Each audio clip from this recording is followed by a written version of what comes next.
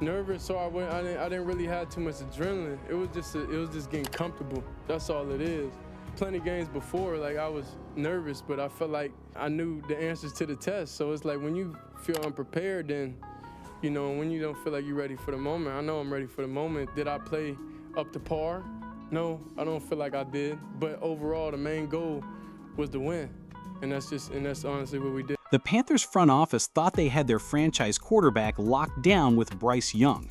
But after watching Shedeur Sanders tear apart defenses in his NFL debut, there's a cold panic spreading through Carolina's war room. While Young managed just 12 snaps and looked ordinary against basic defensive schemes, Sanders was out there dropping dimes like he'd been doing it for years. 14 of 23 for 138 yards and 2 touchdowns that had even LeBron James taking notice from the sidelines. The writing is on the wall, and it's not looking good for the former #1 pick. What we witnessed wasn't just a preseason game, it was a changing of the guard that has NFL executives questioning everything they thought they knew about these two quarterbacks. Look, I'm going to be straight with you guys. What happened last night wasn't supposed to happen. The Panthers had everything mapped out perfectly. Bryce Young was supposed to come in, show flashes of the player they drafted first overall, and remind everyone why Carolina believed in him enough to build their entire franchise around his arm. Instead, they got a front row seat to watching their worst nightmare come to life. And that nightmare, it goes by the name of Shedeur Sanders. You see, while Bryce was out there playing it safe, completing a modest 4 of 6 passes for 58 yards, Sanders was putting on a clinic that had veteran NFL analysts doing double takes. We're talking about a 5th-round pick who just walked into his first professional game and played like he owned the joint. The difference wasn't just in the numbers, though. Those numbers tell a pretty damning story. It was in the presence, the poise, the pure confidence that screamed, "I belong here." While Young's performance whispered, "I'm still figuring this out." Here's what the Panthers brass doesn't want you to know. They've been watching Sanders' tape obsessively since the draft. Sources close to the organization have been telling anyone who will listen that there were serious internal debates about whether they made the right call sticking with Young. After last night's performance, those whispers have turned into full-blown conversations behind closed doors. But let's break down exactly what happened that has Carolina's front office sweating bullets. Sanders stepped onto that field and immediately looked different. Not nervous different, not overwhelmed different, elite different. His first drive of the game, 3rd and 9, most rookies would have panicked under the rush. Instead, Sanders calmly evaded pressure like he'd been doing it in the NFL for years and scrambled for a first down. That's veteran composure from a guy who's supposed to be learning the ropes. Compare that to Bryce Young's night. Sure, he completed 4 of 6 passes, but let's be honest about what we saw. Those were safe throws, checkdowns, the kind of plays that don't lose games but don't win them either. Meanwhile, Sanders was threading needles and making throws that had even the Panthers' defensive backs nodding in respect.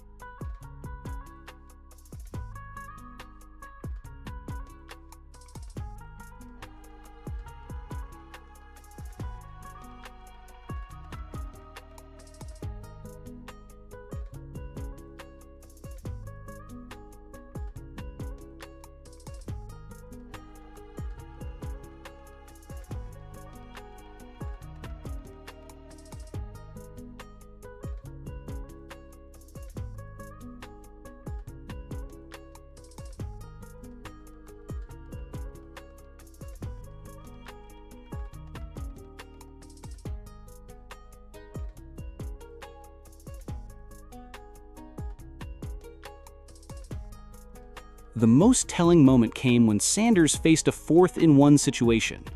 Most rookies would have taken the safe route, maybe handed it off or thrown a quick slant. But not Sanders. He emptied the backfield and tried to make something happen. Yeah, they didn't convert, but the audacity, the confidence to even attempt that kind of play call, that's the difference between a game manager and a game changer. And here's where it gets really interesting. Recent reports from Browns training camp paint a picture of a quarterback who's been methodically working his way up the depth chart. Just days ago, Sanders was dealing with arm soreness and missed some team drills. But sources inside the organization say that was more about managing his workload than any serious concern. The kid's been throwing 3 touchdowns in practice sessions and catching the attention of everyone, from the coaching staff to veterans. What's even more impressive is how Sanders has been handling the media circus. He specifically told his famous father, Deion Sanders, not to visit training camp yet because he wants to earn his spot without any distractions. That level of maturity and focus, that's exactly what you want to see from a franchise quarterback. Meanwhile, Bryce Young is still trying to prove he belongs in conversations with the elite quarterbacks in this league. But here's the kicker that has Panthers fans losing sleep.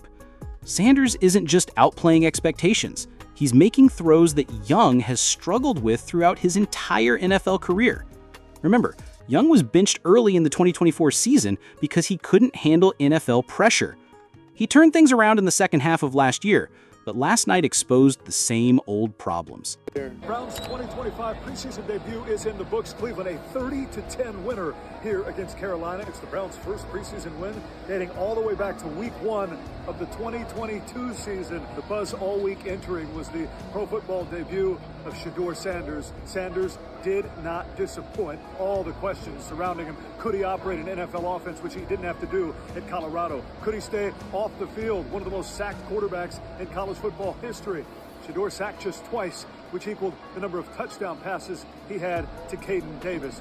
In many ways, Shedeur Sanders exceeded the small expectations maybe this coaching staff had. Kevin Stefanski said, hey, just go out there and operate the offense. I think most would agree Shedeur Sanders did way more than that in his pro football debut. A quarterback rating of 107, those 2 touchdown passes, and most importantly, did not turn the football over. Is this going to vault Shedeur Sanders up the Browns' depth chart?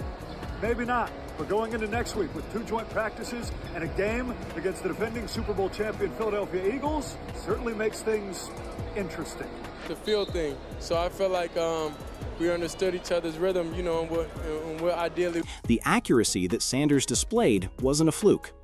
This is a quarterback who led the entire country in completion percentage last year at Colorado.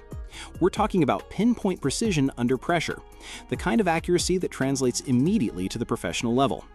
When you watch Sanders release the ball, there's a confidence and timing that usually takes years to develop. And let's talk about that play-action rollout where Sanders threaded a beautiful pass downfield. That wasn't a rookie making a lucky throw. That was quarterbacking at its finest. The footwork, the vision, and the arm strength to make that throw while rolling to his left. That's the kind of play that separates good quarterbacks from great ones. The Panthers coaching staff has been publicly supportive of Bryce Young, but privately, our sources say there are growing concerns about his ceiling. Young has all the tools, the arm strength, the intelligence, the work ethic, but something's missing. That's the factor that Sanders displayed in just 1 preseason game. What makes this even more painful for Carolina is the timing. They've invested everything in Young's development. New offensive coordinator, new weapons, an entire system built around maximizing his potential. But talent evaluation in the NFL is ruthless. And when you see a 5th-round pick immediately outperform your franchise cornerstone, it raises uncomfortable questions. The numbers from last night tell the story, but the eye test tells an even more damning one. Sanders looked comfortable in the pocket, stepped up under pressure, and made throws with anticipation and timing. Young, despite his sharp performance, according to some reports, still looked like he was thinking too much instead of just playing. Here's what has the Panthers worried.